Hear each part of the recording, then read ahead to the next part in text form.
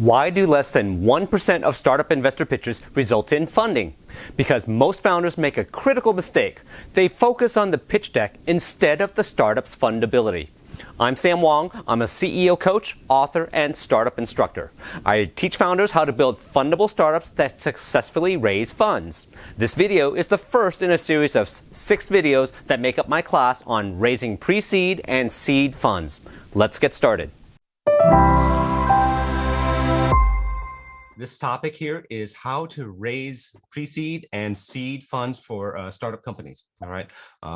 My name, as I mentioned before, Sam Wong. I run a company called fundablestartups.com, and I've been a 5-time entrepreneur. The first 2 times that I was running a startup company or in a startup company, those 2 companies did shut down, unfortunately. Thankfully, the last 3 companies were acquired, and there's a 4th company there where I was an advisor. That company got acquired as well. I work today as a CEO coach. I also serve as a fractional CEO, CTO, or CFO. I wrote a book on startup execution from all of the trials and tribulations that we've had going through the startups. And I am the lead instructor on a library of startup training courses. Okay, so our goal, as I mentioned, with Fundable Startups is to provide online training on deep dive startup topics that help founders actually get stuff done. We package our training with tools to be able to help founders get actionable value. Okay, if we look at the typical life cycle of a startup, okay, it looks something like the journey here. And if you will, it's roughly initial, early, mid stage. Okay, to illustrate what we mean by initial stage or early stage, et cetera. There's a listing of roughly how many employees might be employed by the startup at different points during this journey, what rounds you might be raising at what point in time, and from whom.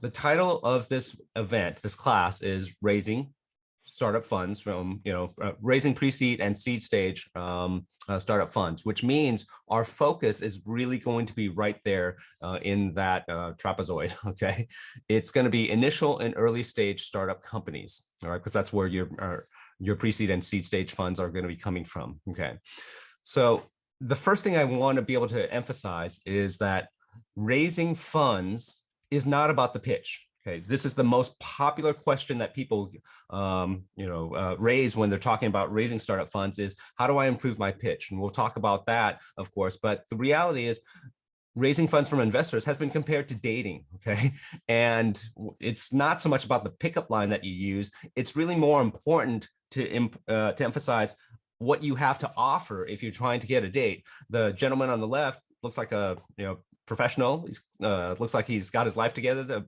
zombie on the right doesn't look very dateable. Okay, so that's what you really want to focus on, and that's not a very popular subject because most founders do want to focus on the pitch. So we'll talk about how that focus tends to be pervasive and problematic in the roadmap and the journey. Then we will present and dive into 5 specific steps to help you down that journey to be able to raise pre-seed and seed funds. And we'll wrap up with a summary. And then we'll also talk a bit about the solution that we have, which is our training and our coaching to help founders to be able to be successful. So to summarize, there are 5 steps that we advocate for raising pre-seed and seed stage funds: prepare, plan, execute, sell, and then close. We are going to go faster during this event here because there's a lot of content. I've been accused of cramming too much into 1 hour, and that's usually is true. But what I find is that most founders have a lot to be able to pick up and learn, and it's better for founders to be able to get more information than less. Okay, we do. The content that we'll share here, it is a high-level overview of a lot more deep dive content. Okay, so this course summarizes other courses that we have on our Fundable Startups website. It also summarizes some snippets of information that we kick out there on our YouTube channel. YouTube channel is youtube.com/fundablestartups. We do have to cover a disclaimer, unfortunately. This session does not constitute legal, tax, or financial advice. Please do consult a qualified professional who knows your specific situation. So with the roadmap, Okay. Our focus and our emphasis has always been founders should focus on fundability and not so much the fundraising. Okay. We really want founders to, we really encourage founders to focus on the fundability on the left, which is really built on a lot of low-level detail. All the issues that you have to deal with down in the roots of the tree, that produces a healthy tree, which then produces fruit very naturally, okay? If all you're focusing on is your pitch deck, trying to get a term sheet, et cetera, of course, those are important, but it's putting the cart before the horse, unfortunately. If you focus on fundability first, we find that you get a lot of important benefits. The person on the left focuses on being fundable first, okay? What we found is that helps them raise funds faster. They have an easier time raising funds. The problem's not nearly as hard or challenging. You tend to get higher valuations, and you often get better terms. You're not locked in a cage as much, versus if you are not very fundable, you will have a very slow time. It'll be a lot longer to be able to raise funds.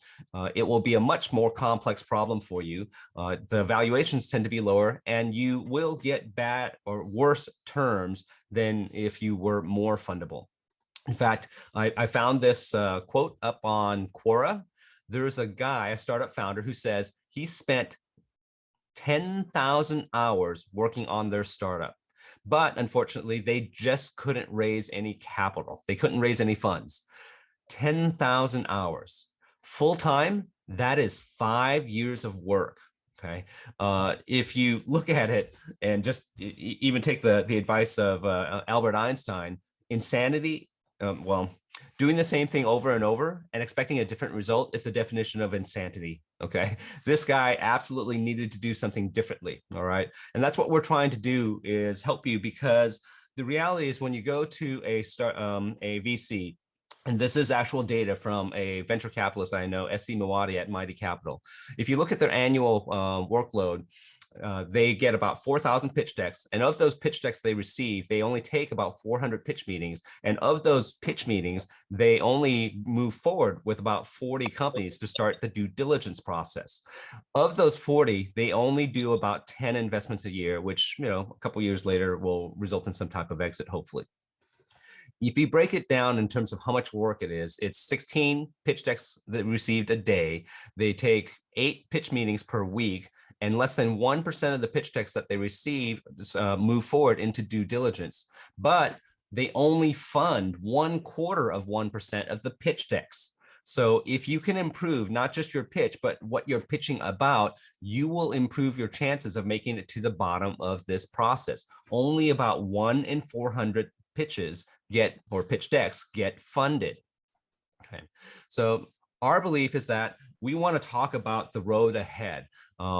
If you were a salesperson, understanding the road in terms of the process, getting someone to a prospect, then to being a qualified prospect, then a solution, then going to the negotiation phase before you finally get the purchase order. If you understand what that journey looks like and what is going to be required by your customer at each point in the journey, you will do a better job driving down that road.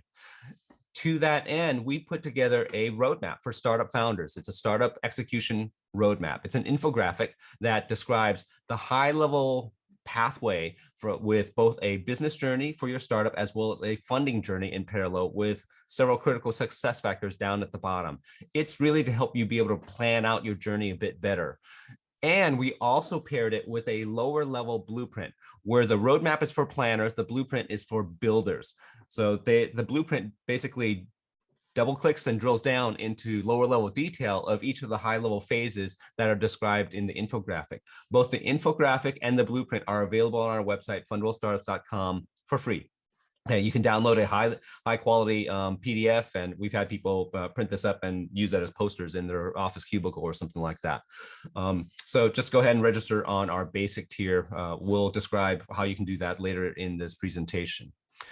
This is the first in a series of 6 videos on the topic of raising pre-seed and seed startup funds. You can jump to the next video by clicking in the lower left-hand corner, or you can visit our website at fundablestartups.com for more valuable startup content.